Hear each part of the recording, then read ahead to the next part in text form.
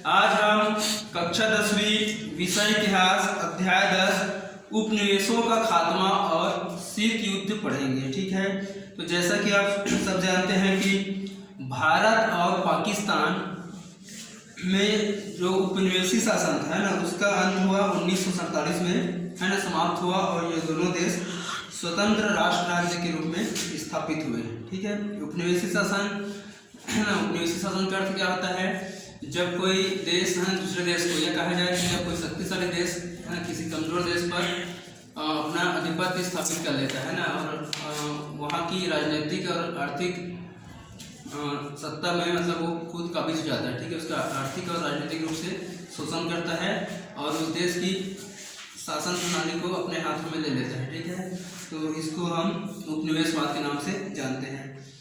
तो दरअसल द्वितीय विश्व युद्ध के बाद यानी 1945 से 1975 के बीच 30 वर्षों में अफ्रीका और एशिया के बहुत से देश स्वतंत्र हो गए, है ना। 1945 में इंडोनेशिया ने स्वतंत्रता की घोषणा की।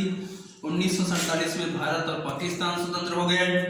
1948 में बर्मा और श्रीलंका स्वतंत्र हुए। 1949 में चीन में साम्यवादी क्रांति द्वारा स्वतंत्र गणराज्य स्थापित किया गया। उसी समय कोरिया, फिलीपाइंस आदि पूर्वी देश भी स्वतंत्र हुए। 1950 के दशक में अफ्रीका के देश भी स्वतंत्र होने लगे। 1960 और 1970 के दशकों में वियतनाम, कंबोडिया जैसे देश लंबे सशस्त्र संघर्ष के बाद स्वतंत्र हुए। इस प्रकार 1980 में दुनिया का नक्शा 1940 के नक्शे की तुलना में बहुत बदल गया है ना। 1940 यानी द्वितीय विश्व युद्ध के पहले और उसके बाद की जो दुनिया है उसमें बहुत ज़्यादा परिवर्तन आ गया। जो उपनिवेशी शासन था उसका लगभग समाप्ति हो गया था ना, और नए स्वतंत्र देश बनकर सामने आ गए थे। इस प्रकार दुनिया का नक्शा बदल गया। उपनिवेशी शासन की समाप्ति और उन देशों में स्वतंत्र सरकारों के बनने को हम विउपनिवेशीकरण कहते हैं। ठीक है, याद रखेंगे विउपनिवेशीकरण किसे कहते हैं? उपनिवेशी शासन की समाप्ति और उन देशों में स्वतंत्र सरकारों के बनने को हम विउपनिवेशीकरण कहते हैं।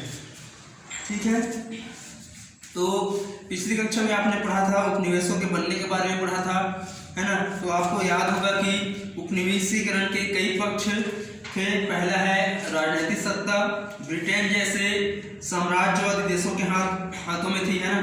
तो दूसरा है उपनिवेशों का आर्थिक शोषण होता था। ठीक है, आर्थिक रूप से उनका शोषण होता था। उनसे सस्ते में कच्चा माल प्राप्त करके यूरोप के कारखानों में नई वस्तु बना करके उसको बाजार में बेचा जाता था। ठीक है, तो उन उपनिवेशी जो देश थे उनका आर्थिक शोषण किया जाता था। और उपनिवेशों से बड़े पैमाने पर लगान भी वसूल किया जाता था, है ना। तीसरा पक्ष है इसका, उपनिवेश के लोगों को ये कहा जाता था कि वे असभ्य है ना, उसमें सभ्यता नहीं है। और यूरोप के देश उन्हें सभ्य बनाने के लिए उनके देश में आए हैं और उनकी भलाई इसी में है कि वे यूरोप की संस्कृति और विचार को वो भी अपनाएं। तो ये उनको कहा जाता था, है ना। तो उपनिवेशों का खात्मा तभी हो सकता था जब उन्हें राजनीतिक, आर्थिक आज़ादी और वैचारिक व सांस्कृतिक आत्मसम्मान मिल पाता। जैसे कि हमने पिछली कक्षा में पढ़ा था कि ब्रिटेन, फ्रांस, हॉलैंड, पुर्तगाल और जापान, है ना, प्रमुख साम्राज्यवादी देश थे जिन्होंने अमेरिका, एशिया और अफ्रीका के देशों को अपना उपनिवेश बनाकर रखा था। हमने यह भी पढ़ा था कि 18वीं सदी के अंत और 19वीं सदी की शुरुआत में उत्तर व दक्षिण अमेरिका के अधिकांश उपनिवेशों ने इन साम्राज्यवादी देशों से युद्ध करके स्वतंत्रता हासिल कर ली थी, है ना। तो इस अध्याय में हम 1945 के बाद हुए विउपनिवेशीकरण के बारे में हम पढ़ेंगे।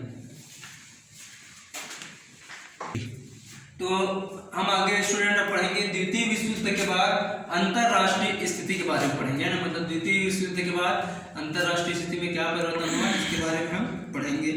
तो द्वितीय विश्व युद्ध के अंत तक आते आते पुराने साम्राज्यवादी यूरोपीय देश जो थे वो बहुत कमजोर हो गए थे, ना। जो पुराने साम्राज्यवादी यूरोपीय देश थे वो कमजोर हो गए थे द्वितीय विश्व युद्ध के समाप्ति की ओर आते आते, है ना। तो जापान, फ्रांस, हालैंड और ब्रिटेन तीनों युद्धों के प्रभाव से आर्थिक रूप से बहुत कमजोर हो गए थे, है ना। ये कमजोर क्यों हुए थे? क्योंकि युद्ध में इनका है ना जो हथियारों में और सैनिकों में इनका जो खर्च होता था, तो उनके प्रभाव से ये कमजोर हो गए थे। और संयुक्त राज्य अमेरिका की आर्थिक सहायता पर ये देश जो थे वो निर्भर थे। युद्ध के बाद संयुक्त राज्य अमेरिका और सोवियत संघ दो बड़ी शक्तिशाली है ना देशों के रूप में उभरे थे। तो दोनों देश जो थे उपनिवेशवाद का विरोध करते थे और वे चाहते थे कि उपनिवेशों को स्वतंत्रता मिले, है ना। वे अब ब्रिटेन जैसे साम्राज्य वाले देशों पर दबाव डालने लगे कि वे अपने उपनिवेशों को स्वतंत्रता दे दें, है ना। जो दो देश हैं अमेरिका और सोवियत संघ, ये दोनों उपनिवेशवाद के घोर विरोधी थे और ये चाहते थे कि ब्रिटेन भी अपने जो उपनिवेश हैं उनको स्वतंत्रता प्रदान करें।